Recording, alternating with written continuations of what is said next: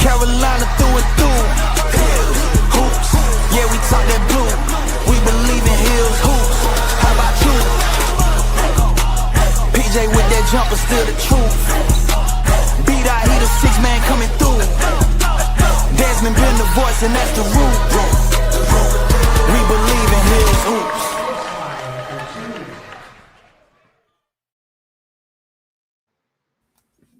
Welcome into a brand new edition of Bleav and Hills Hoops here on the Bleav Podcast Networks, brought to you by the fine folks over at Fanduel. Tobacco Road Sports Radio's Desmond Johnson in the house, along with the 6th man of Tar Heel basketball, Daht, and the former Tar Heel hooper, PJ Hairston.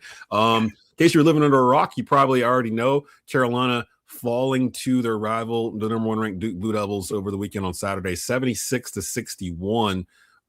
It was crazy too, because in the second half, while we were still kind of close, I was like, what the hell is wrong with Las Vegas? Like, Las Vegas had this spread at like 17.5 points. Ain't no damn way it's going to be 17.5 points.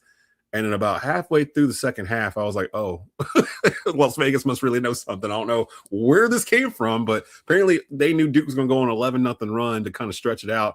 And then they went on another little run after that where they damn near inched up to a 30-point lead, it felt like. And then shout out to Tar Heels for still fighting. They did not quit. They went on a 15-5 run to end the game to make it more of a feasible margin. But PJ staring at me blankly, B-Dot's drinking bleach. I'm going to let y'all start this off in terms of your thoughts on the game. Or do you want to start off with the Wilson injury first before we even get into the game?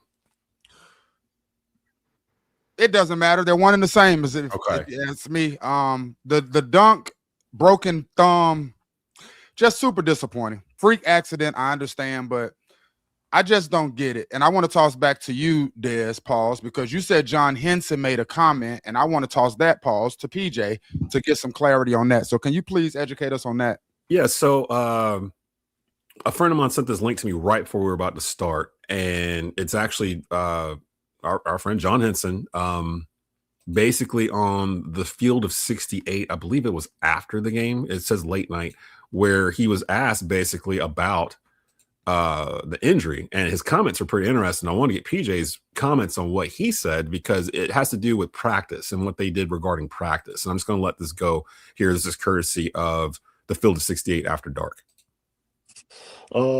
My personal alumni thoughts was like, what are we doing? Right? Like, you're into the season.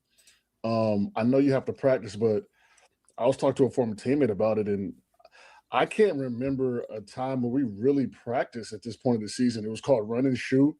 You get in the gym, you run through the plays, you run your sets, and you put your shots up and you get out of there, specifically for things like this that could happen, right? Like, literally, Coach Williams, worst case scenario, best player gets hurt, and now all this money now and all this, sweat equity you have in the season is, it's up in the air because, I don't know what they were doing when they were practicing, but I was making a joke earlier. Like, I don't remember dunking after March except in the Elite Eight when you go to the big arena and you dunk for the fans and they yell and scream. So, it's unfortunate for Carolina. It's unfortunate for the fans. This is kind of a generational player that you just don't see at your school a lot. He's going to be a top 5 pick. Obviously, their ceiling lowers tremendously from a championship type of level to, I think they can make a run. But, when you look at the Duke game, which essentially is the best team, in the country and one of the highest rated teams ever, he was the reason in the first half that they even were in it. Okay, I'm gonna stop it right there. There's a lot to unpack in that. Starting off with you, PJ, his comments in terms of like practice and the way practice goes at this time of the year. Is he right in terms of pretty much? Is he that fairly accurate to say?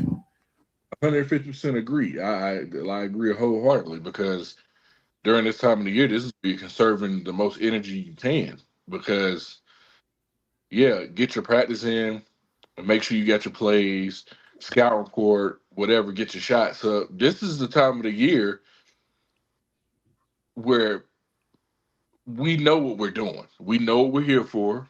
We know where we're going to be in the tournament. Like, at this point, it's really just about playing it safe. And with Caleb coming back from the hand injury, like John said, I don't know what they were doing for him to be out there dunking and doing all of this. Because even if you go up and just put it over the rim, bro, everybody in Chapel Hill in the country knows you're the best dunker in college basketball. He was leading the country in dunks when he got hurt. Yeah. It's not a secret. But my whole thing is now we have to figure it out. Ain't nothing to figure out. Yeah, no. Nothing to figure out, guys. From a locker room perspective, what they're thinking.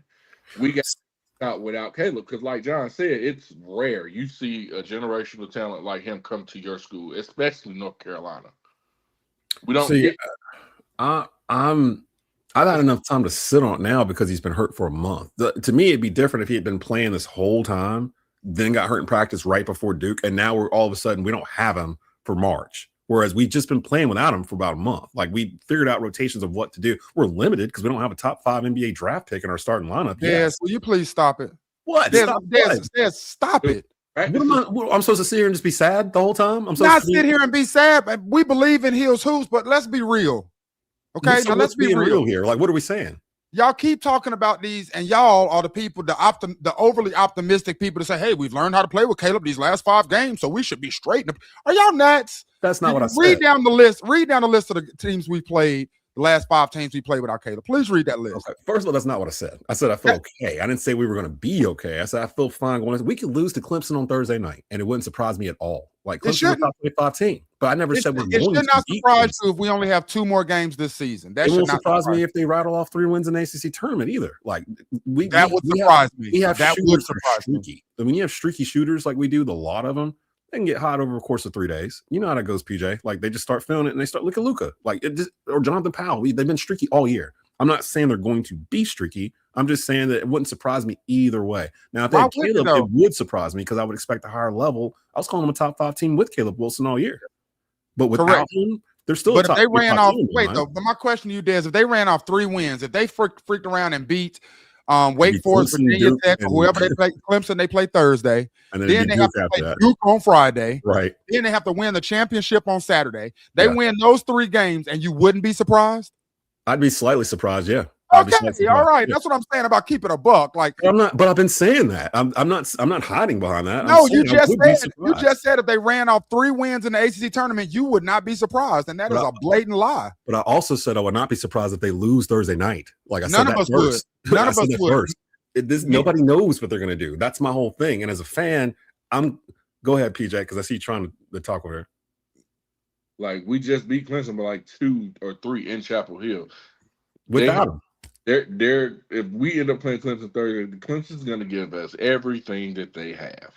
Did Clemson have a rim protector, or was that Louisville that didn't have? We won by 2 points at home, Des. The past 5 games we've been winning by 3 points, 4 points. That's how we won all of them. Yeah, like I don't understand what y'all are expecting here. Like without Caleb Wilson, are you expecting them just to lay down? Because that's not been the DNA of this team. They don't have to lay down, but they just don't have the skill set. The reality is, you take a 5-star off of any team, and they're going to be compromised.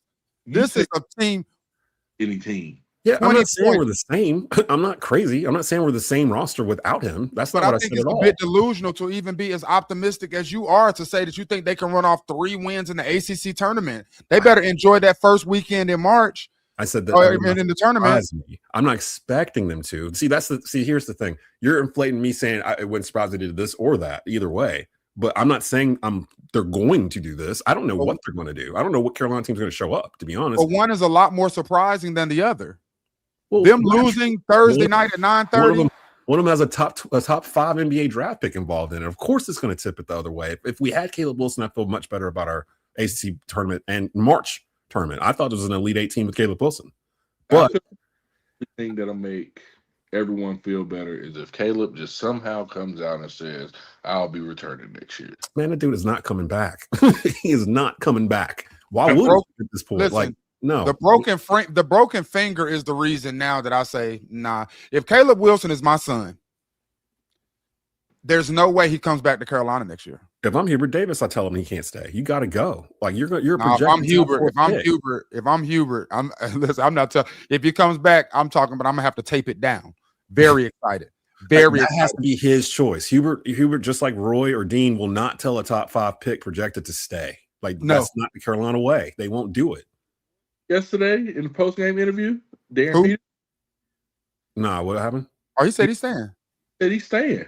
He said, I love it here. I love my teammates here. He said, and I might just run it back. You never know. Oh, he ain't staying either. He just saying that to appease the fans. Like, Hell, he don't even play needs enough to go. games this year. Yeah, What makes you he think he's needs gonna to play go. games next year? Oh my gosh. So I don't know. PJ saying, hold on, PJ's mic. Whenever we laugh or talk, PJ, I can't hear anything he's saying. Is it your phone? Is it your phone? Are you on a phone? I got it to where I can't talk over y'all. Change that. Yeah, Can you change that? cut that off. I don't. To change it. But switch the little switch thing. what I was just saying was, I said, it's not going to happen. Let me just go ahead and put that out there now. But if something happens and Darren Peterson, AJ, and Caleb be like, we're just gonna come back next year, wouldn't that be like one of the craziest things you've ever seen? Which is why it won't happen. Like, that's not happening. I don't see these 19-year-old kids turning down $30 million NBA contracts. Plus, David Glenn brought it to my attention too. I keep forgetting. The earlier they leave, the earlier they can get to their second max contract. So it's like, it's not about wanting to stay at college or whatever. They got money coming. It's just down the road. Like, you talking about $120 million extension in 4 years, or staying the next year in Chapel Hill just because it's fun. Like, I get it, but I don't. Not just because it's fun though, Des. Like, I'll be honest. Caleb, yes, he's a top 5 pick, no doubt about it. But he's a kid who wanted to be a Tar Heel. And there are 3 huge things that he will not get to do as a Tar Heel. And I wonder how much that daggone influences his decision. The fact that he does not get to play in Cameron Indoor Stadium, that is huge. The fact that he does not get to play in the ACC tournament, that is huge. The fact that he does not get to play in the NCAA tournament, that is huge. Is that huge than $12 million? Huh? Is that more huge than $12 million? It depends on it depends. And he also played against State. He didn't get to play against NC State. Now, again, is it bigger monetary wise? Is it bigger than $12 million? Of course not. But when you're talking about the things that we love about Caleb, we've never looked at Caleb Wilson as somebody who's doing this for the bag or doing this for the money. He's playing basketball for the passion. He's putting on that Carolina jersey to be a Tar Heel. So there are things to him that we just don't understand. Hell, there was so many people saying that after he messed up his wrist, why would he even come back? He's a top 5 pick. Just chalk it up and go on for and get ready for the draft. He didn't. He told the Carolina family, what? It's not over. I will be back. He forced himself to get in the 5-on-5s the night before the Duke game just to come back to play against Duke and Cameron. It means something for him to be a Tar Heel. And that is the only, I don't think it means sheesh to Darren Peterson to be a freaking Kansas Jayhawk.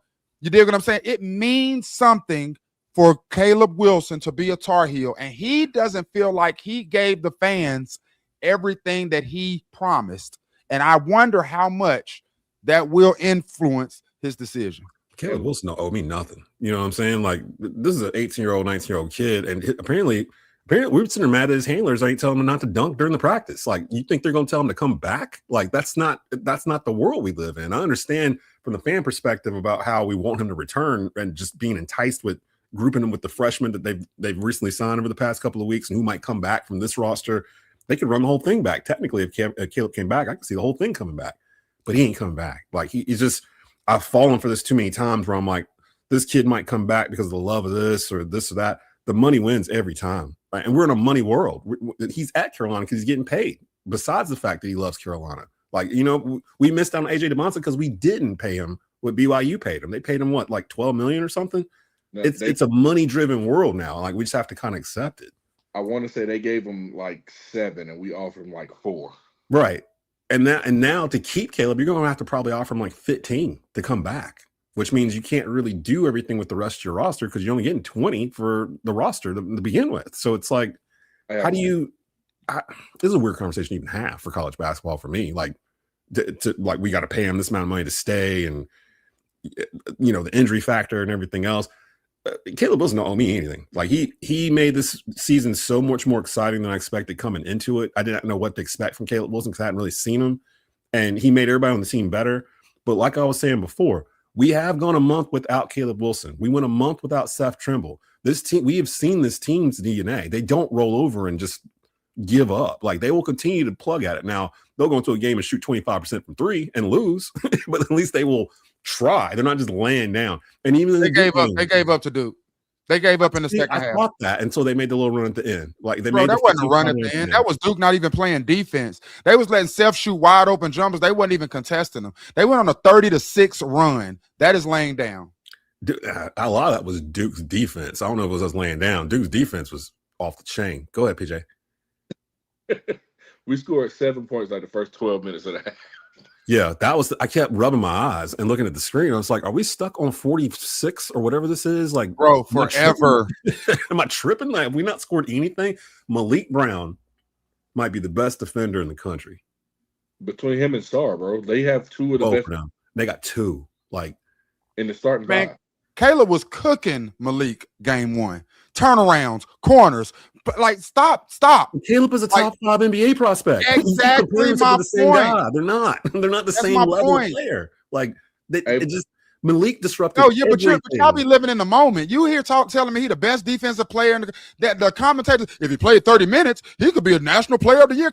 Well, y'all stop, man. This is the same dude last year that caused us to lose to them. We got swept by Duke last year because of Malik Brown. Malik Brown was the defender last year we were all complaining about. But we had no – see, this is the problem with us. The problem with us is we have nobody that can just go get a bucket. And that's what Caleb is. He is the person that can go and get a bucket at any time. There's no way they go on a 30-6 run against us if Caleb is on the floor. But which is why we got 2 more games left this season. No. Because we don't have nobody that can go and get a bucket. Luka gonna get a ball to the other team more than he gonna take threes. Jaren gonna play hard in the first half, and maybe Henry will too. But Henry took 1 shot in the second half. He's not a 5-star. He had 1 shot attempt in the second half versus Duke. Big. He's been bothered by big teams like all year. The only big person they had was Malik Brown, bro. Pat didn't even play. Was out there. Cam Boozer ain't big. Cam Boozer 6'9". Yeah, we looked out under the rim though. Henry Vassar's a footer. Henry Vassar's a 7-footer. They didn't even have Ngamba on Saturday night. And they lost Caleb Foster. So tell me why Henry Vassar didn't score but damn 10 points damn near. Because he was timid. He played timid. Which is exactly why we have 2 more games this season. Are we playing Duke twice? Is that what's happening? It doesn't matter who we're playing. It doesn't matter who we're playing. That's what you're not understanding. Because we don't have anybody that can just go and get a bucket whenever they want to get a bucket. Then we don't have that.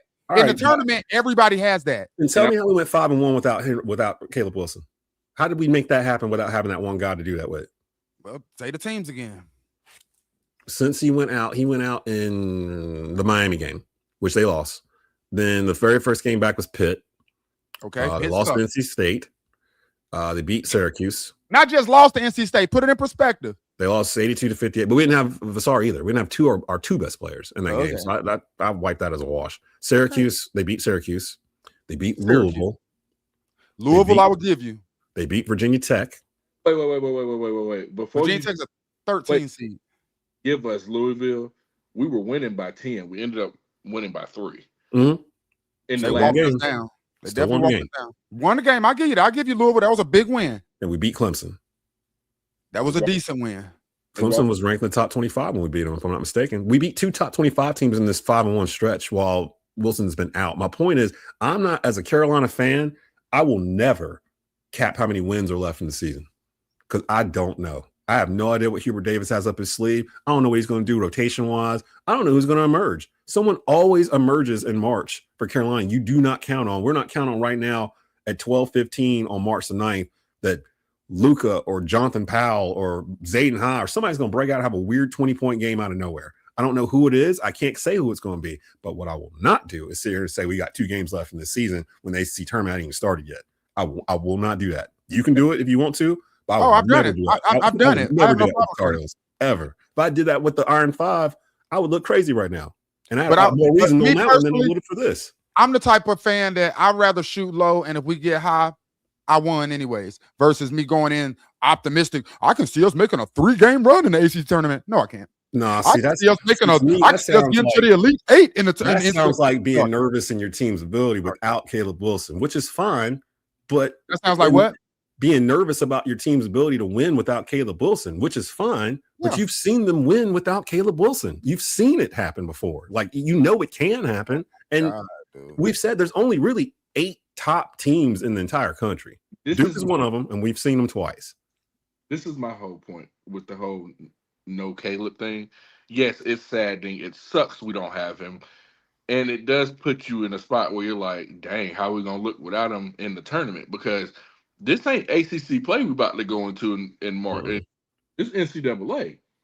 And these teams were doing us a scout report as if Caleb was playing. Right. So now going into it, all they really have to, I'm going to be completely honest with you. I hope nobody's watching this, but the scout I know where you're about to go. I know exactly what you're about to say. The scout report should be to take Henry out of the game. Yep. That's what Duke did. That's what Duke did. And you saw what happened. If you take our one rim protector or get him in foul trouble, get him out of the game some way, somehow, we're at a disadvantage from the jump. And again, we got to give Duke credit. They are the number 1 team in the country. They've lost 2 games by 4 points, and one was a buzzer beater 3 by us at the Smith Center. Like, they are not some slouch team that we could have beaten, didn't. We were going to have trouble beating them with Caleb Wilson, to be honest. Like, we were losing the whole game the first game with Caleb Wilson. We didn't lead till 0.4 seconds left in the game. So we're sitting there like, oh, we could have had a better shot beating them on senior night at Duke with Caleb Wilson. Yeah, maybe. But that chance was still small. Like, we're still talking about the number 1 team in the country. They've smoked everyone. Like, and they've gotten better. They're better since we saw them a month ago. Like, so I left the game more optimistic. Like, we should have got our ass beat by 30 points, like 35 points. And we didn't. Like, they still kept plugging, like, which is fine. We didn't have enough firepower to beat Duke, but now a lot of teams do. Daht, what did I text you after the game? If it wasn't for Derek Dixon, we would have got beat by 40. He had a good game. Yeah. Matter of fact, let's go into the box score because he had a good game. He had a good game in the second half. Yeah, he did. He had some threes. We were carried by Vassar and Jaren. And see, the reality is we closed the gap in that first half because they had foul trouble and they had to sit Malik. They had to sit Slim. Foster got hurt. Foster got hurt. So at that point, like, that's why we see, like, that's the smoke and mirrors that folks don't really talk about. That's why we closed the gap in that first half. Second half, when they came back out all full power, like Shire did his thing by, like, Henry Vassar, every time he got the ball, he was at the 3-point line. Malik would not let him in the paint for nothing. Mm-hmm. Again, he had 1 shot attempt in the second half. I don't know where Jaren went the second half. Luka, after his second turnover in the second half, Hubert just got sick of it and sat his ass down. Like, it just, the second half of that game, like, and something else too, man, our body language is just so trash.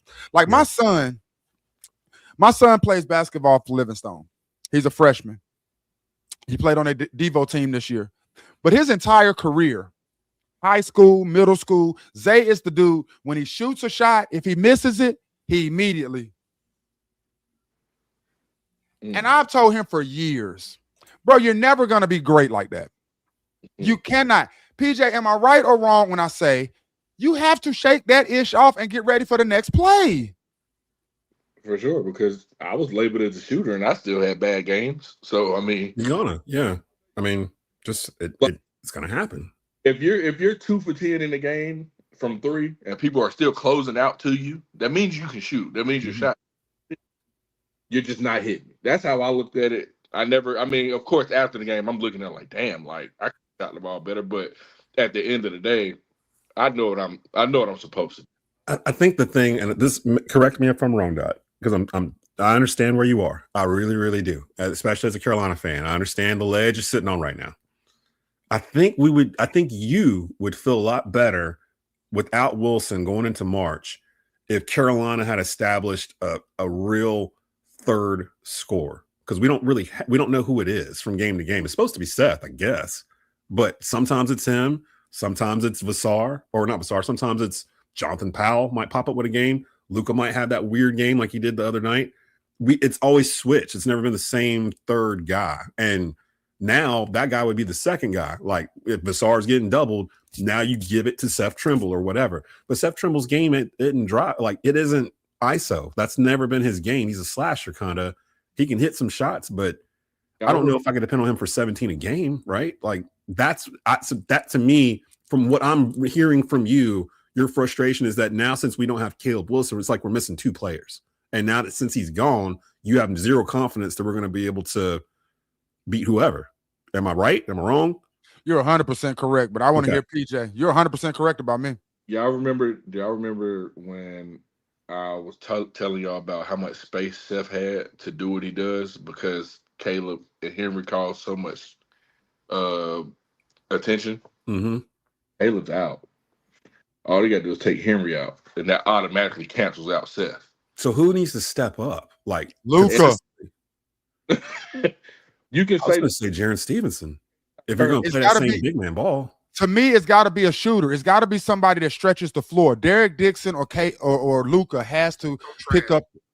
They have to pick up the slack here because the reality is, to your point, I never looked at Seth as our third scorer ever, even at the beginning of the season. Why? Because Seth has always been our defensive stopper.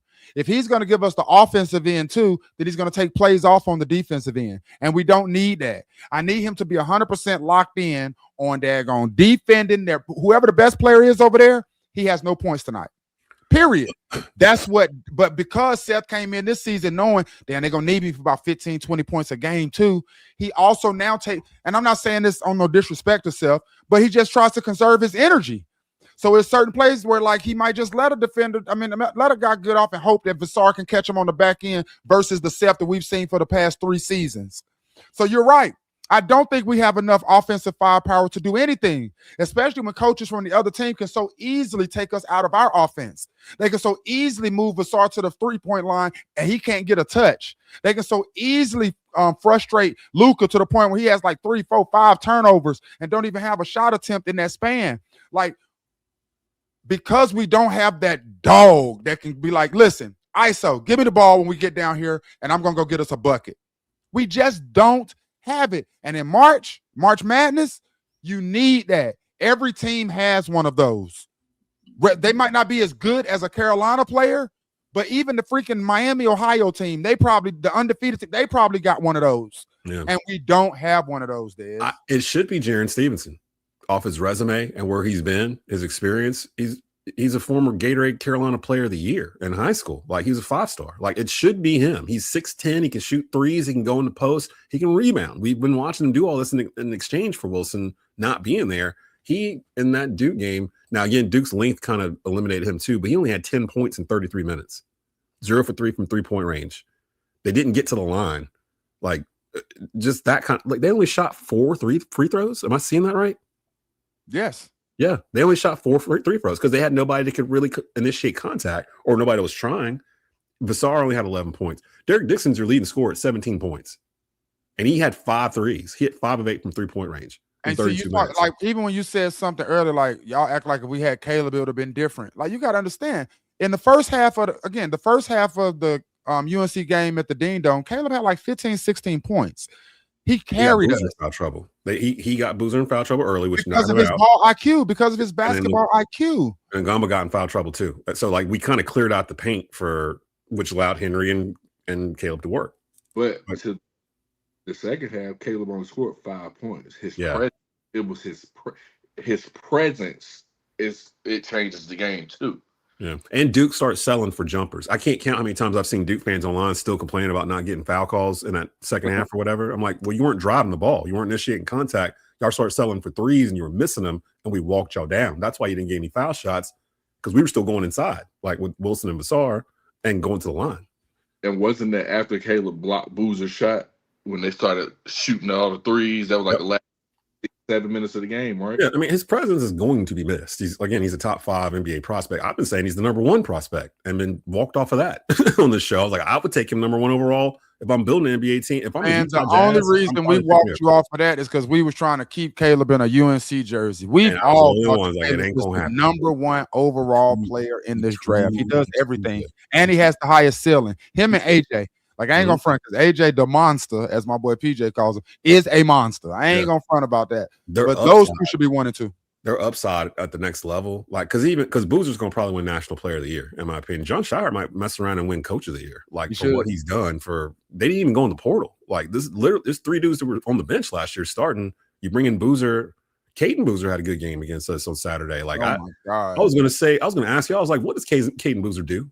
Like, what is his thing? What does he do? Like, and then he got forced into playing point guard because Foster got hurt, and he didn't lose the game for him. I mean, 29 minutes, 7 points, 5 rebounds, 3 assists. He had 1 turnover. He hit a 3. They only shot 31% from 3. We shot 38. We only got 4 free throws. They got 15. So, I mean. What do you say, P? I said they only scored 76 points. Like, if we could have held them for a little bit and went on another, 10-2 run in the midst of what they were doing, the game probably would have been 5 or 6 points. We lost the game in the opening of the second half, which makes me frustrated because Hubert's really good about that, usually, coming out second half and getting them right. Duke had a better get right coming out of the half, and we couldn't hit a bucket. Like, we couldn't hit a bucket for 12 minutes, it felt like.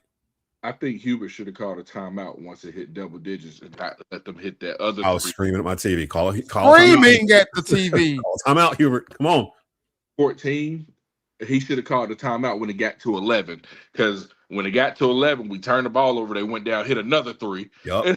They ballooned out. And I was like, I looked up at the score. I'm like, oh my God. Like, they just went on this. And I ain't gonna front. I thought I sort of felt nervous at the end of the first half. A bunch of Carolina fans around me were so excited, like, oh yeah, we coming back. But I felt nervous, like, we only coming back right now because 3 of their best players are on the bench. 3 of their starters are on the bench for one. What, P? What happened? I'm sorry, this ain't got nothing to do with nothing, but Dez, you called it. Kenneth Walker is signing with the Chiefs. Told you. I forgot my fucking train of thought. Talk about Kenneth Walker or no Chiefs. Y'all all over the place today. It's blowing me a little bit. We're in the same spot. I'm trying to make sure we stay right here with the Caleb Wilson stuff, because that was going to be the dominating thing here, because ain't much we can say about the Duke game. Oh, that's what I was thinking. The last play of the first half. Yeah. It's 4 seconds, 5 seconds. HD calls a timeout. Remember that? 3 seconds. They got the ball to half court and called a timeout. I'm screaming on the microphone at the watch party. Now you're about to witness the greatest coach of out of timeout plays. And that play was so trash. I don't even know what the hell. Just like they tried to do a lob from the inbound. Yeah. Missed that. And I was at that moment right then. I was like, we're smoked. We're cooked. We're cooked. We're cooked. Anytime Hubert has a play out of the timeout and it goes that horrible, we're cooked. Let me so they split with Duke, home and home. Thank God. They might see him again before this week is over with. They might see him on Thursday. Duke getting, one of those buys like we did. Do you want to see Duke again? Do you want to win Thursday if that means you go see Duke again Friday? I don't care. I don't mind seeing Duke whenever. If we got to play him again on Thursday, I'm fine with it. Because I'm sorry. I do think that the makeup of the team and Hubert Davis himself, they can look at what they watched on Saturday and take positives out of it and go, we can still run with this team. Like, we were with them for 30 minutes of this game, and then we just fell off a cliff, hitting buckets. We was down 11 or something, 11 or 12 when Malik and Slim went to the bench, though. Say that again. It was 31-20 when Malik and them went to the bench. Yeah, and then they just kept. We couldn't score. They weren't the only ones stopping. It was a team defense. The Duke threw on us on Saturday. It felt it was led by Malik. Malik had 10 deflections, 5 steals. Yeah, he was everywhere. 3 blocks. Crazy stat from that game. We had 15 turnovers. Duke had 11 steals. So that means 4 of those turnovers were a travel, a charge. Mm-hmm. 11 of those were Duke steals. And I forgot. That's how it felt like the first 6 or 7 minutes of the first game. When we played them the first time, I was like, this Duke defense is off the chain. They're everywhere. Why are they playing like this? And then Caleb Wilson took over, and that broke it for a little bit in that first half. We didn't have that, but we stayed close. I'm like, we can just stay close throughout this game. We have a puncher shot in the last 3 minutes, just like we did in the first game. What I did not expect was that all of our shooters were going to go cold, and that Henry Vassar wasn't going to be near the basket in the second half, and then Duke was going to go on a 11-0 run, and then a 30-6 run. I didn't expect that to happen because for the most part, Carolina's been playing pretty good defense in this stretch too. Without Caleb a 30-6 run is insane, guys. Nobody has scored more than 30-6. It was a 24-2 run at one point, man. Actually, you know what? Other than State, nobody scored more than 82 points on us during the stretch while Wilson's been gone. And one of those was the State game where we didn't have Wilson or Vassar, and one was the Virginia Tech win that we won 89-82. Other than that, though, they held Louisville to 74. They held Clemson to 63. They held Duke to 76 at home. And this Duke team can score. Like, they just scored 76 to beat. How many? What was this final? 70. What was it? 76 to 61. So they scored 76 in both games. Yes, we just scored a little bit more in the first one. And again, I've seen enough of Duke now. Yeah, this Duke team is pretty good. I do think this Duke team would beat last year's Duke team. They're more of a team. Like they're more connected in terms of how they play. They play much better defense than last year's team did. Like they were top heavy. They depended on their talent. This team depends on their defense. Like everything they do comes out of their defense. Yeah, we watched when they played Michigan. When they played Michigan, they did the same thing to Michigan. They just kind of shut them down in the second half. Well, see, that's that Shire, man. And I just want to say hats off to Coach Shire. He deserves Coach of the Year. Be honest, man, for them to go the last 26 years without a Coach of the Year, that's crazy. That is just 100% being a victim of your greatness. And I think if I was a Duke fan, I would be livid about that. But I think Shire gets it this year. And him putting Dame Sarr in the starting lineup and then having him guard your point guard, that's changed the whole month because he wasn't doing that the first time we saw him. They switched that after we played him. Put Sarr on your best guard, and you put Brown on your best post. Like, and nobody else has that in the country. Nobody has two defensive stoppers like that. They're that level of defensive stopper. You also have to close out the Sarr because he's shooting the ball very well right now. He's playing very confident. But if you close out too fast, he's gonna take 2 steps and punch. He did that too. He's a dog. He's a dog, man. He's really good. He's really, really good. Like Shire's doing his thing. I don't want to go away from the theme we've had the past couple of weeks too, where we've commended Hubert Davis and his coaching job that he's done without Seth Trimble, without Caleb Wilson. He's been able to keep this thing on the road where they could have packed it in back when Seth got hurt, the only senior on this team, and they figured out a way to keep going. They figured out the rotation while that was happening. Again, I'm not saying I'm expecting them to go on this crazy run. I didn't expect the Iron 5 to go on a run. I was just along for the ride. You know what I mean? Like, that's how I feel this year. I'm not going to cap what I think they're going to do. It wouldn't surprise me either way. But they have enough talent on this roster to get to the second weekend of the NCAA tournament. Like, they can beat a double-digit seed and then win a round of 32 game. Like, why would they not be able to do that? They could lose. I just don't know what they've done to make you be so optimistic about that. They went 18-0 at home, missing 2 of their best players for long stretches. They were able to beat all kinds of top. They have a bunch of quad 1 wins. They beat a bunch of top 25 teams. They beat Kansas. They beat Kentucky. They beat Virginia. They beat Clemson. They beat Louisville. They beat most of the top team. They beat the top 2 teams in the ACC. They beat Duke and Virginia. They beat Virginia at Virginia. Like, it's not like I'm just making up a resume for them. We've watched them all year. They've done this. So for me to all of a sudden be like, they can't do this because Wilson's not available when he hasn't been available for 4 weeks, my brain won't subscribe to that. Like, it's like we've all watched of the games you mentioned, though, Des. Please, PJ, please. So go back to them games you just named. Yeah. Other than Louisville, and take Caleb out of it. Do we win them? No. Which ones? Any of them. Probably not Virginia. At Virginia. Or Kansas or Kentucky. At Virginia. I don't know about Kentucky. We might have been able to win that Kentucky game. Kansas, that was so early in the year too. Did Peterson play in that game? He did play, but he wasn't playing really well in that game. That's when we was talking about Seth being in lockdown because he made him shoot so much. He had 20. Right. He took a lot of shots. I wouldn't go into it automatically think they were losing like I would have the previous 2 years. The previous 2 years, we were outgunned a lot of times when we went into places and we knew it. Like as soon as we walked in the door. This time around, I'm like, yo, Wilson wasn't the only player on this roster. Hubert did a really good job going in the portal and finding pieces that fit. He does that like every other year. He'll find guys that fit his system. For every year, he has a Cormac Ryan and a Harrison Ingram. The next year, he'll have a Cade Tyson, who we thought was going to fit and just didn't fit, and then goes off to Minnesota or wherever he went, and it's like the light comes on all of a sudden. Yeah, he's like averaging every other year. The same 20 ball we needed from him. Now he's over there giving. Now he's over there shooting 25 points a game. You know, it's like, what's that? in the Big Ten at that.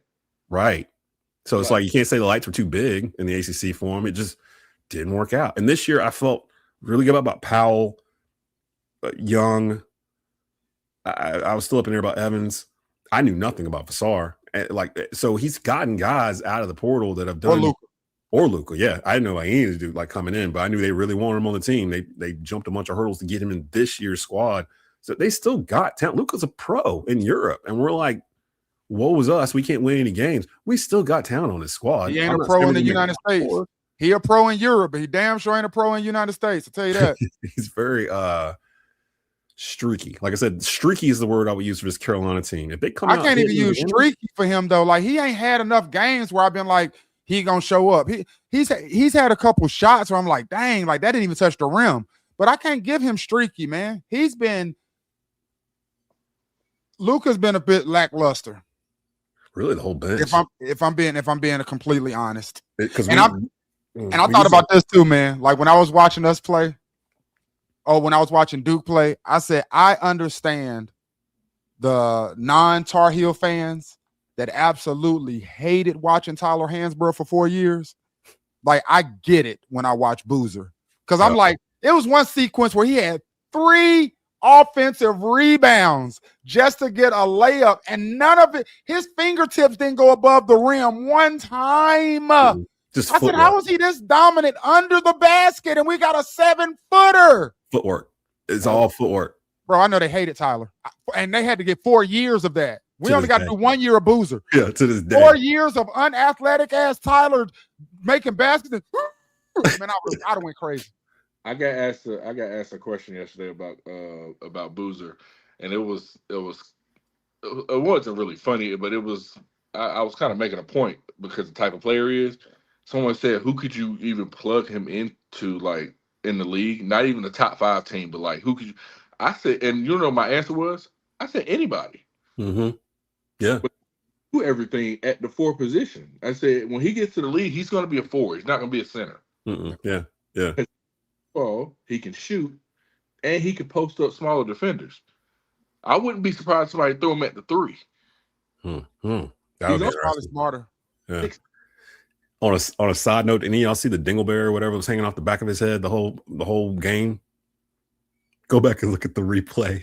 He's got this thing hanging off the back of his hair or whatever, to the point where my wife was like, I can't even watch this game because it's distracting me, whatever. You don't got no friends or nobody to tell him he's got this piece of hair. Get that out your hair right there. Like it was like a little dingleberry. It was hanging off the back of his head. And I was just like, what are you talking about? And I saw it. I was like, oh. And once you saw it, you couldn't stop seeing it. Like when he be at the free throw line, it's like dangling back here behind him. I'm like, your brother's on the team. And he back in the backcourt. That's some brotherhood right there, boy. I know somebody had told him like on Sunday morning, like, yo, why didn't y'all tell me I had this thing on national TV hanging off the back of my head? But Cam Boozer, because when she said it, I was like, who is it? Some bench player? I was like, oh no, this is Cam Boozer. He's the number 1 player in the right. He's the number 1 player in the country. He got this thing hanging off the back of his head. Let me hit the mailbox real quick, and then we'll get into this Clemson preview because we won't be back until after.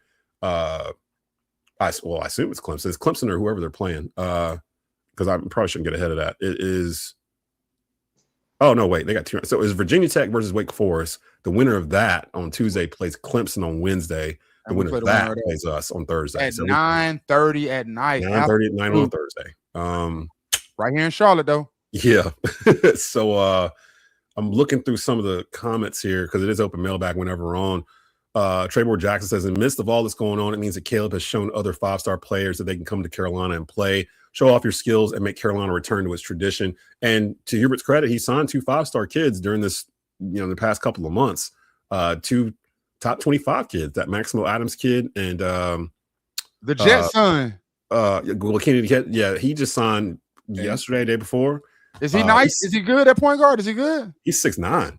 I saw. Yeah. Yeah. Kenny the Jet Smith got another son that play point guard. He's 6'9", and we just signed him, bro. I had no clue. I'm trying to remember his first name. It starts with an M, I think. I'm glad I can read lips well. PJ said 6'9". I thought he was 6'4". Nah, they said he was 6'9". Well, they got him listed at. Nah, they do got him listed at 6'5". Who said 6'9"? I know he was taller than his brother, though. He taller than his brother. Malloy Smith. What you say? What you say, P? I said, yeah, I figured he was like 6'4", 6'5". That's still a big point guard, though, or he's showing as a shooting guard. So Dylan Mingo's coming in as the point guard, 6'5", 5-star. Maximo Adams, he's grown. He's 6'7". He's coming from Sierra Canyon. He's a power forward. And then you got Malloy coming in. Doesn't show him. They don't even have stars for him, so I don't even know exactly what their expectation is for him. But those three coming in, plus whatever stays next year will be good to have. So, yeah, I think it does help to see somebody like Caleb Wilson have so much love and affinity for the program.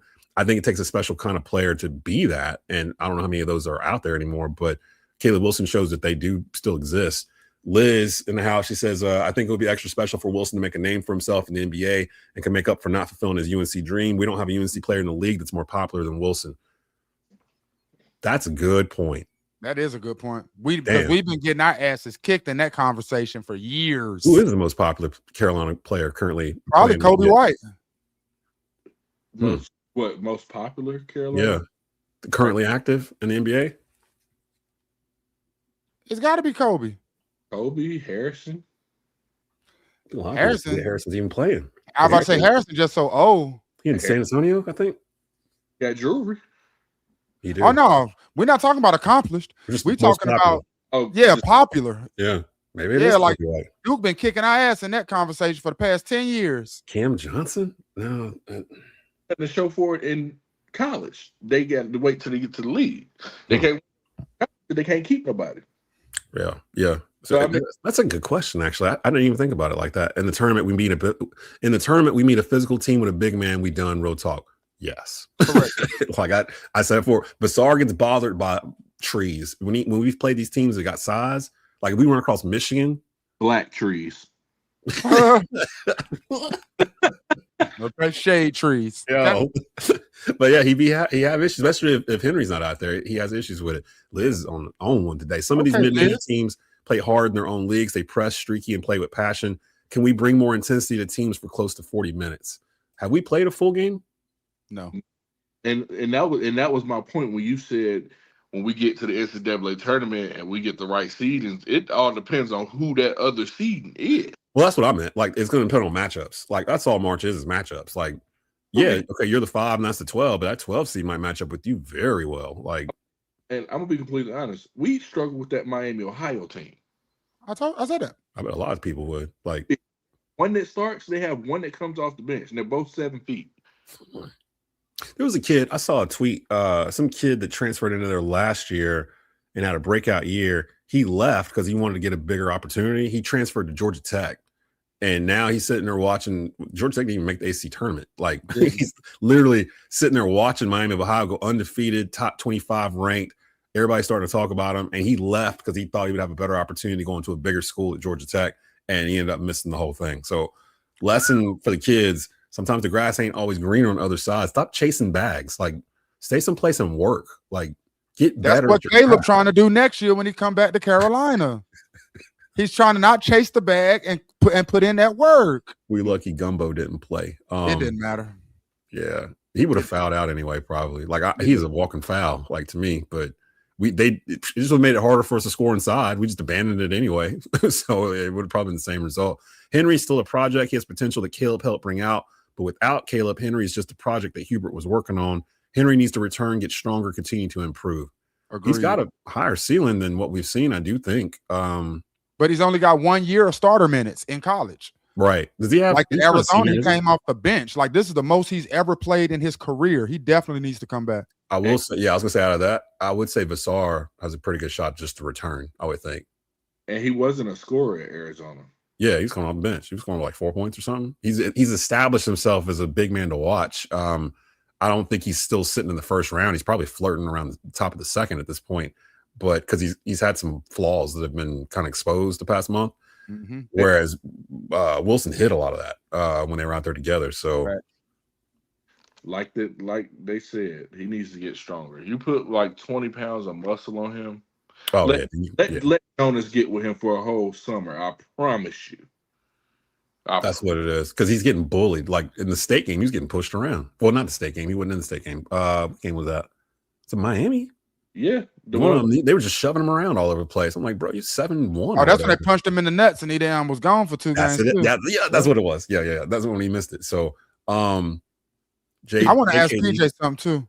Okay, the Iron Five had Brady, Larry Bird, Manic, and Caleb Love playing out of his mind. Fact. See, this team would need to get on a heater like that because I didn't expect them to go as far as they did. But even then, by him mentioning that, we don't have no Caleb Love, dog. No. We don't have a Caleb Love on this roster. Now, we could possibly have a Brady Manic in Luka, somebody that can just a spot shooter that can just start knocking down shots like he was trying to do versus Clemson, possibly. But I mean, that's being optimistic. But we can't even think about having a Caleb Love because we just don't have that skill set on the roster. Brady plays up to his size. Like Brady was what, 6'9"? Like he was 6'9" for real. Yeah. We don't have an unconscious player like Caleb Love. No. Facts. No. Or Caleb Wilson. Nah. It could have been. If we did have that person, it'd be Luka, but Luka, he makes too many mistakes to be trusted to be the unconscious person. And then he takes himself out of the game. Like if he lets a person score on him or something, you see him, shoulders like this. Or that's my point again that I was talking about earlier when I started mentioning my son and the body language and stuff. Man, our whole team does that. Jaron Stevenson, a missile shot, and first thing he do is looking at his shoes. Bro, keep your eyes up, man. Let's go. Because when all of y'all start dropping your shoulders and looking around, I can't imagine what HDB looking at in the huddle. Like, guys, man up. You got Caleb standing up, screaming from the bench. Ain't nobody else. Ain't another player on the bench standing up. Just Caleb with a broken thumb and a fragile wrist, and he's still out there barking at the Duke players, giving assignments. Like, come on, man. I was worried. I remember I mentioned that earlier in the season that they didn't seem like they were talking to each other. And that's when I pointed out Zayden High when he started playing, when Caleb got hurt. The thing I noticed is that he was calling out screens and stuff out loud, like on the court, and nobody else had been doing that before.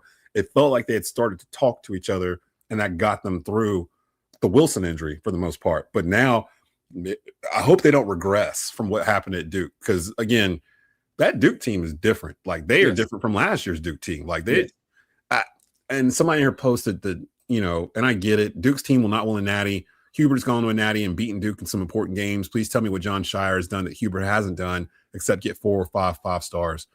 I think he's won an ACC tournament. And a regular season. Yeah, well, I think Hubert has won ACC regular season. Yeah, the year they were 1 seed. The Cormac Ryan year, they were the 1 seed. But then he says, in fact, Duke hasn't even been to a natty. Duke looks good during the year and lose out. In fact, last year, Duke just made it to the Final Four. In the 3 years that John Shire has been coach, they've gone to the Elite Eight. And then they went to, they went to the Elite Eight. Then they went to the Final Four. And Final Four this year. It was Final Four this year. Yeah. Well, they went Final Four against us. They lost to us in the 4. Oh, that was K though. That was K. My fault. That was K. You're right. So he's on. This is Shire's 3rd season. So his first, he's going to level higher each year in the playoffs. So maybe this is the year they get to the natty. I don't know. Talking about Caleb Cameron thing like Sylvester Stallone. What up, Wood? I ain't talking about boy Wood in years. What up, boy? Ian House, he just popped in. Jetson is a 3-star. Malloy. Dylan Mingo is a 5-star. Do you think Henry Vassar is a 1st-round pick? No. I don't think so. Not anymore. So that might be good for us. It might be back. Kobe. It's probably the most popular Carolina player playing right now. No doubt about it. And that's sad. Yeah, that really is. Derek Dixon will be the next player to stay 4 years and play. Derek will play point. Dylan will back him up and play 2 guard. Powell return. Stevenson return. Maximo played a 4. Henry at 5. That don't sound bad. Like that sounds pretty good. He's a 3. Maximo is a 3. He plays the 4 in high school. That's one of the biggest people on the team. But he's really a 3. He can shoot too. he's like 6'8", 6'9". He can shoot. He'll probably play that stretch 4 if we play smaller. But so I just wish we got something from Kyan Evans. That ship has sailed for me. Like I just anything, P. Anything. Anything. Like go foul somebody hard. Like shout out to Reidsville for making it to the state championship before those brackets just came out. I think they played, because I was thinking about doing that game. It's Friday, I believe. Yeah, they play Spartanburg. Mm-hmm. Yeah, and I was at that Spartanburg game when Spartanburg beat North Davidson.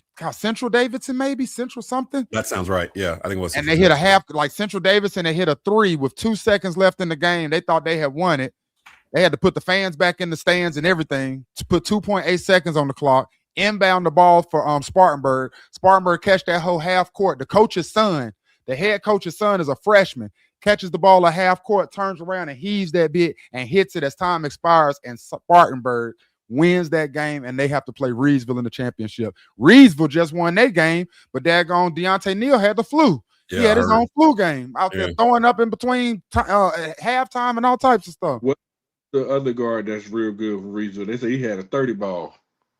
I don't even know. He's like a sophomore.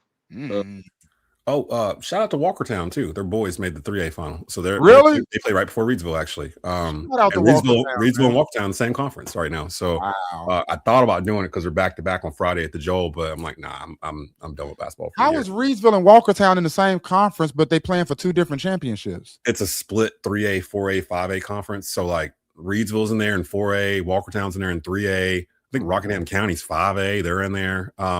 Just because of where the schools are, they're so spread out. Walkertown has to drive like 45 minutes to go play a conference game, like more often than not, because they're often like Randolph County or whatever. So they squashed them all together into this weird multi-class field or whatever. We can't really predict Thursday because we don't know who they're playing. It's either going to be Virginia Tech, Wake Forest, or Clemson. I do not trust that Wake Forest team at all. I do not expect them to win. I don't. Even with Juke a bucket though. I like Juke, but they just ain't got enough. They can hold on to him next year. That's the trick for them. They got to hold on to the kid. What you say, Pete? About Juke is he's probably going to transfer to one of them Power Fives. That's what I'm thinking. You see him at Michigan next year, probably. That's the. Let's just say it's Clemson. They're the high seed. They're the 5 seed. They should win, regardless if it's Virginia Tech or Wake Forest. It actually really don't matter. Any of these 3 teams, Carolina 9:30 on Thursday night, what's the number one thing for you guys that they have to show you to make you feel confident about the next game on Friday? I don't think they can do anything. Like nothing? There ain't nothing? There's not one thing you're like, okay, I feel a little better. Let me go there. Let me just... It's like, I don't think there's nothing. There's nothing they can do. Let me just... Go ahead. I think we need to shoot the ball better. We just need to shoot the ball better. I mean, this team we have now, we're officially a run and gun team with no Caleb. Like, we're going to have to get up and down the floor. Henry Vasari, you're going to have to run your big ass up and down the court, run to the rim. We're going to shoot. Henry, we're going to need you to rebound, get some putbacks, get some blocks. I'm going to be honest, Henry's probably one of our best three-point shooters, but if he shoots a 3, we have no board coverage. We have no offensive rebounding. That's the thing that bothers me is the offensive rebound is just gone. Like we're known for rebounding. It's like sometimes we go through stretches where it feels like we don't get a defensive rebound at all. And then Zayden Hyde, he doesn't play above the rim enough. He can't. He can't. He's not that guy. He's not above the rim. So yeah, he could probably get tip outs, but how often is that going to happen? Yeah. I will say this: even in the ACC, there's not a lot of teams with a lot of size, like the way. Carolina does have some size compared to some of these other teams. Duke has a lot of size themselves. So does Virginia. I still think in the ACC, Carolina matches up with pretty much everybody fairly well, except for Duke because they're missing the one guy that can match up with Boozer. But we just talked about last week how Carolina's roster was similar to Duke's roster. So you just taking that off. If you took Boozer off of Duke's roster, what would you expect Duke to do? Like exactly. I mean, you still expect them to win games because they're Duke, right? Like they're still going to pull some stuff out that you didn't really expect them to win. But do you expect them to be national title contenders? No. And they're not the number one team in the country. That's where I am with Carolina. I think the ceiling for this roster without Caleb Wilson is Sweet 16. And that's in a best case scenario. Like if they're in a region where there's some upsets and we get hot, like Iron 5 hot, I can see Sweet 16. I think it's far-fetched. We struggle with teams that are more physical than us and more athletic than us, because Duke's, like the last game, Duke proved to be both more athletic and more physical. We struggled the whole game, regardless of what we did at the end of the game. It ended on a 15-5 run. We struggled. Even that Clemson game, you see how many offensive rebounds they had? Thank God they couldn't hit free throws. Yeah, facts. And Louisville, we got through because Louisville didn't have a rim protector. So we just played volleyball with them. They don't have a rim protector, but down the stretch, they were getting rebounds, kicking them out for threes. They were missing a lot of threes in that game. That's the main reason why, too. Yeah. So I don't know. It's going to be interesting. Hold on. P's still talking. So it's not the fact that I don't think we can match up. It's those key moments in the game where we lack, where we don't get the ball doesn't bounce our way. Put it that way. Like loose balls, like it always goes to the other team in those key moments, though. Like the last 3-4 minutes of the game, like teams start getting offensive rebounds and start playing harder, and it's just like we don't see it. And we're up 12, so we get comfortable. Now we look up with a minute and a half left, we up 4. Like I saw a joint when they showed Jaren Stevenson that Duke had went on a 30-6 run. Jaren Stevenson looked at the paper like, damn, like 30-6? Really? Like, and in my mind, I'm like, how the hell you don't know that? Sometimes, I can see sometimes when you in it, if it might have thought it was bigger than it was. Like when you look up at that scoreboard and after 2 media timeouts, you still got 46 on the clock. It happens so fast. And the other team, they're now in the 60s. They'll let you know it's been a run on your ass. And then you get the what do you do to stop it? Like, how do you stop it? It's still going. Like, it's still happening. So, like, and that's my point. That's my point to you asking what can they do Thursday night to give me some confidence going into Friday. Will they beat Clemson by 15? Will they beat Clemson by 15 points? That still ain't Duke. Yeah, hats off. Congratulations. That still ain't Duke, who you're about to see the next day. What if they beat Duke the next day? If they beat Duke the next day, now we talking. Okay. But you asked me what can they do Thursday to make me come. Now they beat Duke. I'm like, wait a minute. I might start talking my trash again. Okay. But if we go out there and catch another 15, 20-point beatdown like we just did, and now this time at a neutral site, like enjoy that first weekend, guys. Make sure you take your book bag so you can keep all your little knickknacks from March Madness from the first weekend, because that's gonna be a wrap. Little toiletries and yeah. Take you a nice little book bag, get you some metal shades or metal glasses so you can document that first weekend, because after that, it's a wrap. The fact that the last time Caleb Wilson wore a Tar Heel jersey is the last time Caleb Wilson wore a Tar Heel jersey makes me so freaking sad. Miami. We gotta get out of here. Wood is asking how bad are Foster and Gumba's injuries. Shire saying he doesn't expect them to play in the ACC tournament. Like, they're gonna be out at least next week. I think Foster has a broken foot. I think he might be out the rest of the year. I ain't gonna cap, man. I felt bad for Duke when they got them injuries, man, because this is a team that can win a national championship. And I don't want them to win a national championship on any level. But when you go in and it's because, like us, freak injuries. Like Caleb, I don't even know. Remember when he came down for a rebound and tried to take off, and next thing you know, he couldn't move no more. Then he comes out with a boot on. Like, these freak ass accidents, man, to that on critical players. Like, Caleb Foster is not a Caleb Wilson by any means, but they still needed him at that point guard spot, man. Yeah, because they didn't really have it. We talked about it. They didn't really have a pure point guard. He was kind of holding it down, and now you got to rely on a freshman and Caden Boozer to kind of do this going into March. But we're not going to feel bad for Duke. No, not at all. Answer your question? Yeah. Going to be out. Caden will know what he's going to do after the NCAA tournament, because he'll be the starting point guard for the postseason. So he'll know what he's going to do after the season. Oh, you mean like in case he decides to go someplace besides Duke after that? Yeah, that makes a lot of sense. Foster has a broken bone in his foot. That's what I thought I saw yesterday. So Foster's done for the year. I don't know what's wrong with Gamba. He had a lower leg injury too, and that was a pleasant surprise. When I saw he was out too, starting the game, I was like, oh, we might be able to do something here. And then they held on. I'm like, okay, let's see what happens. And then Duke just did the blitzkrieg in the second half. So not much we can talk about there. We'll see what happens going Thursday. We need to decide how we're going to do this, because I don't think we're going to do a instant reaction show at midnight, after that game at 9:30. So we might just come back Friday morning with a quick one, because they wouldn't play again until Friday night at 9:30 again. And that would be against Duke. Yeah. So yeah.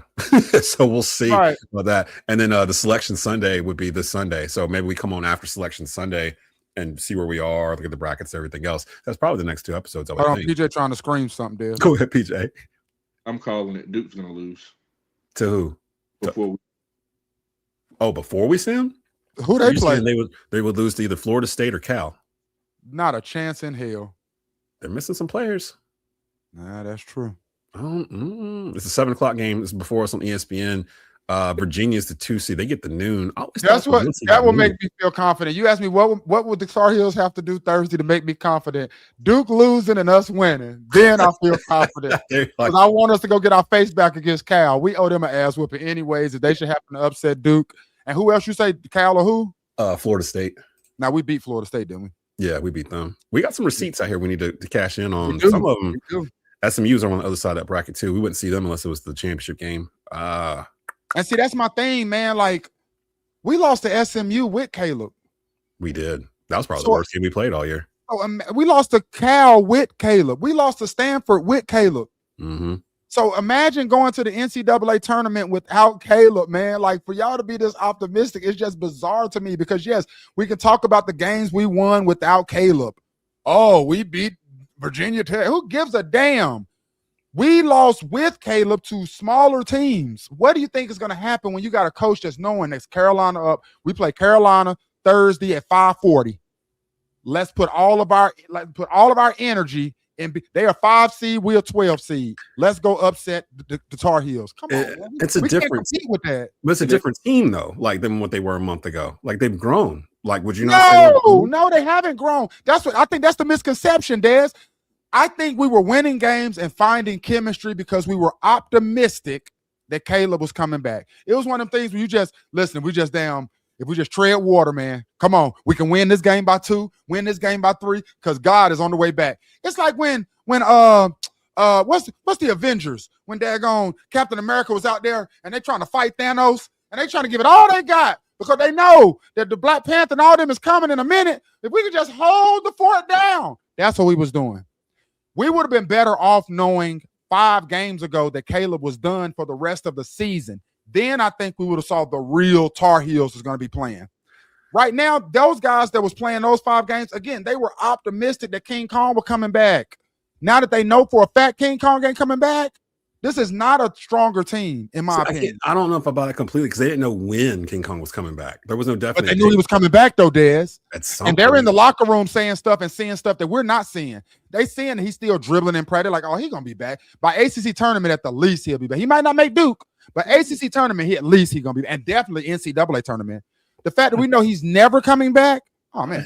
Why the hell you out here dunking then in practice? Like, what coach? Man, don't. I know. It's already we like PJ. You want to run us out here? I'm supposed to mention Fanduel in the middle of this, and I always forget. Go to Fanduel, sportsbook.fanduel.com. Go there. The odds are still up. I'm assuming Carolina's odds have changed drastically with the Caleb Wilson injury in terms of how far they might get.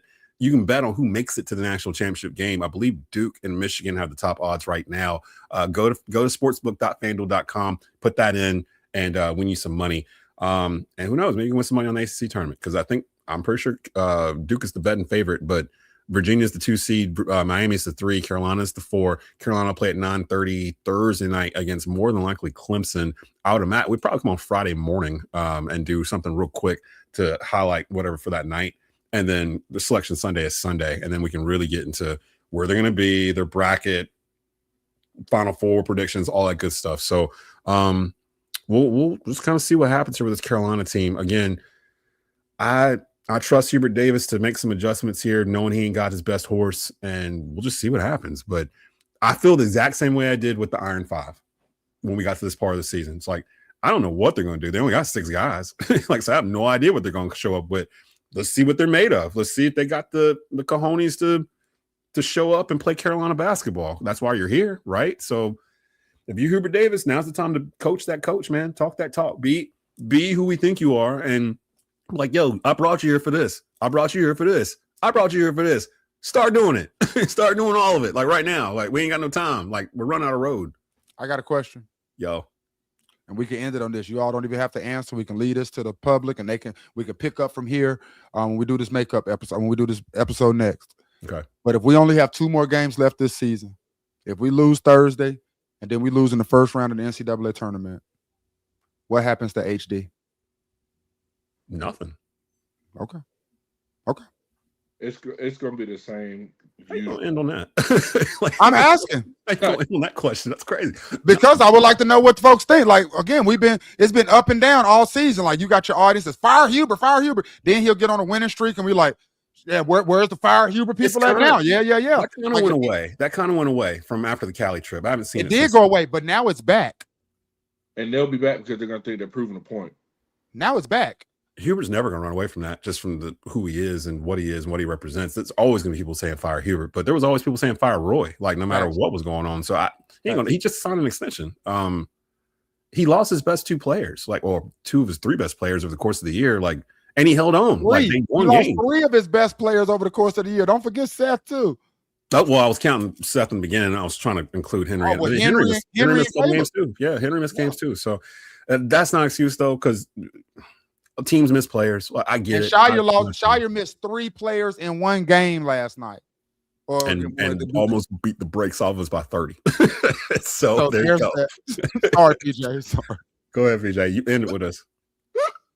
We got to put you on a different device next time. Yeah, that's the thing. We're going to start a GoFundMe for some devices for PJ over there. Some iPad mini or something. We're going to figure it out. Go ahead, PJ. Oh, no. I mean, I just think it's just, the whole situation just sucks. I mean, the situation sucks. I don't even know. Why us, man? Yeah, that's what. On that note, that's going to end it for Bleav in Hills Hoops for Monday, March the 9th, 2026. Help us help B-Dot stop drinking bleach. Let's all get behind these Tar Heels and raise them up in Charlotte. It's supposed to be like a home game for us. We're in Charlotte. It's the ACC tournament. It's a home game for Duke too. Do you understand that? You ever been to the ACC tournament in Charlotte? When I have, but not it's not the same as now. I will say Greensboro is different. Greensboro really is a home game for Carolina when they play the tournament here. Yeah. And not for Duke or even Wake. No, Charlotte. I'm telling you, man, Charlotte. I think Charlotte leans more towards Duke. I ain't gonna cap. No, it's probably because it's more like out of staters, that are in Charlotte that live there, and that's usually your Duke fans, the Jersey people like that. That explains a lot of it, probably. But we're gonna get out of here. Look for us probably Friday morning. We'll do a quick recap of whatever happens on Thursday night, and we'll see. We'll see if we're talking about Carolina Duke Part 3, because that could be a possibility on Friday. And then we'll get you ready on the weekend for Selection Sunday and see where these Heels are going and what might be roadblocks in their way. For PJ Hairston and B-Dot, this is Desmond Johnson. You've been watching and listening to Bleav in Hills Hoops here on the Bleav Podcast Networks, brought to you by the fine folks at Fanduel. Keep pounding. You were about to say keep pounding. Bleav in Hills Hoops. All right, I had to pull that right back in my mouth. Go Heels. Oh. We'll see y'all later.